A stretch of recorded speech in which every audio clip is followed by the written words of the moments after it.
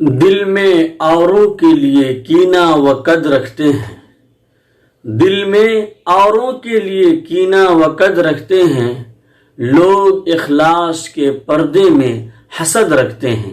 لوگ اخلاص کے پردے میں حسد رکھتے ہیں۔ آپ سے ہاتھ ملاتے ہوئے ڈر لگتا ہے، آپ سے ہاتھ ملاتے ہوئے ڈر لگتا ہے، آپ تو اسلام کے رشتوں میں بھی حد رکھتے ہیں،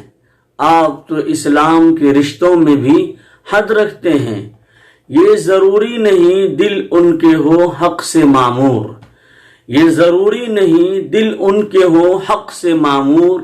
جو چہروں پہ عبادت کی سند رکھتے ہیں، جو چہروں پہ عبادت کی سند رکھتے ہیں۔ بعض لوگ رگڑ رگڑ کر کے سجدے کا زبردستی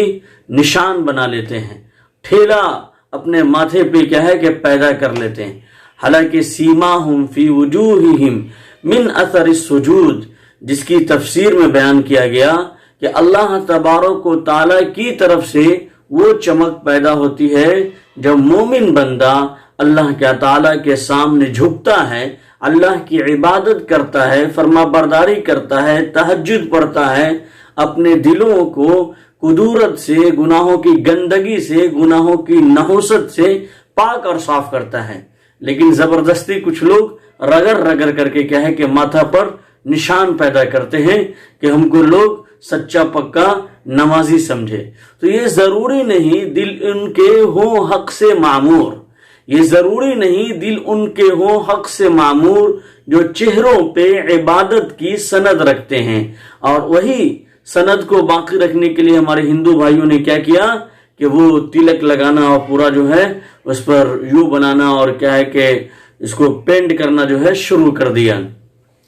تو وہ اصل اللہ تبارک و تعالیٰ کی طرف سے پیدا ہوتا ہے جب آدمی اپنے دل میں، اپنے من میں ہر وقت اللہ تبارک و تعالیٰ کو یاد کرتا ہے، اس کی بھکتی کرتا ہے، اس کی پرستش کرتا ہے، اس کی عبادت کرتا ہے اور اس سے لو لگاتا ہے، تو وہ چمک اور نور جو ماتھے پہ ہوتا ہے وہ اللہ کی طرف سے ہوتا ہے، جس کے بارے میں انتم پستک پوتر قرآن میں کہا گیا سیماہم فی وجوہہم من اثر السجود،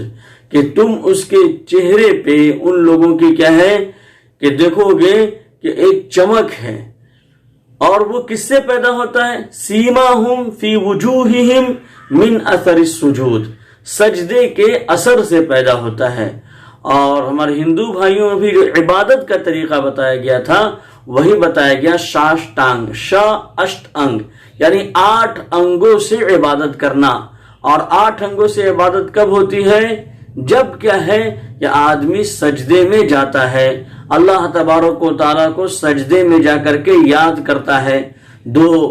کیا ہے کہ انسان کے پنجے ہوتے ہیں، ایک پیشانی ہوتی ہے، اور اسی طریقے سے ایک ناک ہے 4 حصہ، اور 2 گھٹنا 6 اور 2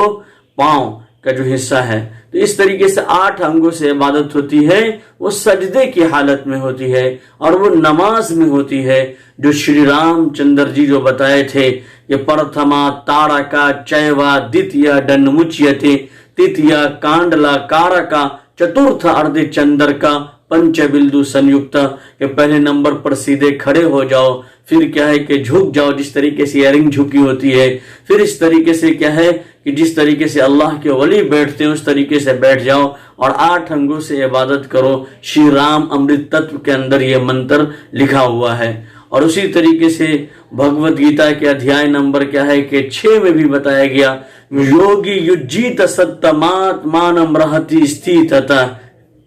اس کے اندر بھی پورا جو ہے عبادت کا طریقہ بتایا گیا کہ کس طریقے سے عبادت کرنا ہے۔ تو یہ صحیح چیز تھی، لیکن لوگوں نے اس کو چھوڑ دیا اور ایک دوسرے سے حسد کرنے لگے، بغض کرنے لگے، اپنے دل میں شرک پیدا کرنے لگے، جس کی وجہ سے وہ اللہ تبارک و تعالیٰ کی رحمت سے دور ہو گئے۔ اس لیے اپنے دل کو صاف و شفاف رکھیں۔ کیا پتا کب کسی رشتے کا بھروسہ ٹوٹے، کیا پتا کب کسی رشتے کا بھروسہ ٹوٹے، ایسے لوگوں سے نہ ملیے جو حسد رکھتے ہیں، ایسے لوگوں سے نہ ملیے جو حسد رکھتے ہیں۔ دفن ہو جائے نہ احساس محبت دل میں، دفن ہو جائے نہ احساس محبت دل میں، اب کہاں دل کا خیال اہل خرد رکھتے ہیں۔ کون ہوتا ہے مصیبت میں کسی کا سالم، کون ہوتا ہے مصیبت میں کسی کا سالم، ہم عبث آپ سے امید مدد رکھتے ہیں، ہم عبث آپ سے امید مدد رکھتے ہیں۔ امید صرف اللہ تبارک و تعالیٰ کی ذات پر رکھنا چاہیے، اور اپنی محنت، اپنی جد و جہد اور اپنے سنگھرش پر رکھنا چاہیے، باقی دوسروں سے امید نہیں لگانا چاہیے۔ بغض اور حسد سے دل خالی رکھیے، بغض اور حسد سے دل خالی رکھیے، اپنے کردار کو مثالی رکھیے، اپنے کردار کو مثالی رکھیے۔ جو داد کے قابل ہو اسے دیجیے داد، جو داد کے قابل ہو اسے دیجیے داد، دشمن ہی سہی ظرف تو عالی رکھیے، دشمن ہی سہی ظرف تو عالی رکھیے۔ ایک صحابی ہے حضرت عبداللہ بن عمرو بن عاص رضی اللہ تعالی عنہ، وہ فرماتے ہیں کہ ایک مرتبہ ہم حضور اقدس صلی اللہ علیہ وسلم کی خدمت میں مسجد نبوی کے اندر بیٹھے ہوئے تھے، تو آپ صلی اللہ علیہ وسلم نے ارشاد فرمایا کہ ابھی جو شخص مسجد میں اس طرف سے داخل ہوگا وہ جنتی ہے۔ ہم نے اس کی طرح پورا دھیان، پوری توجہ لگا دی، تو دیکھیں کہ ایک صحابی اس دروازے سے داخل ہوئے، ان کے چہرے سے وضو کا پانی ٹپک رہا تھا اور بائیں ہاتھ میں جوتا لیے ہوئے تھے۔ ہمیں ان پر بہت رشک آیا، ماشاءاللہ کتنے خوش نصیب ہیں۔ حضور اقدس صلی اللہ علیہ وسلم نے ان کو جنتی ہونے کی بشارت دی ہے۔ حضرت عبداللہ بن عمرو بن عاص رضی اللہ تعالیٰ عنہ فرماتے ہیں کہ جب مجلس ختم ہو گئی تو میرے دل میں خیال آیا